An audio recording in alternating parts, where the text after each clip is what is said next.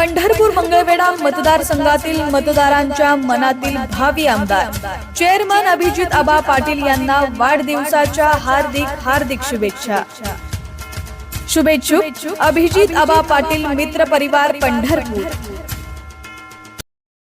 आपल्या भागातील व परिसरातील ताज्या बातम्या पाहण्यासाठी विठाई न्यूज चॅनलला सबस्क्राइब करा, बेल आयकॉनवर क्लिक करा आणि नोटिफिकेशन्स मिळवा।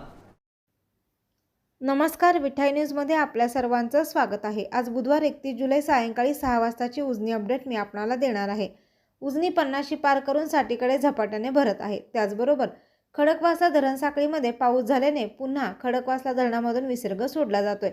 बंड गार्डनचा विसर्ग देखील वाढला आहे, दौंडचा विसर्ग सुद्धा वाढला आहे आणि त्यामुळे उजनी लवकरच साठी पार करून 100कडे वाटचाल सुरू करणार आहे। आज सायंकाळी उजनीचा पाणीसाठा 92.07% इतका झाला असून उपयुक्त पाणीसाठा 28.94% इतका झालाय। उजनीची टक्केवारी सायंकाळी 6 वाजता 54.3% इतकी झालेली आहे। हा पाणीसाठा सकाळी 51.50% इतका होता।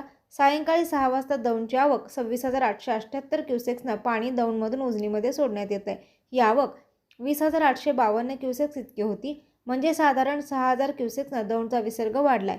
बंड गार्डनचा जो विसर्ग आहे तो सुद्धा त्या ठिकाणी वाढलेला असून बंड गार्डन होऊन 20,847 क्युसेक्स आवक येत होती, त्याच्यामध्ये वाढ झाली असून 26,824 क्युसेक्सचा विसर्ग बंड गार्डनमधून खाली येतोय।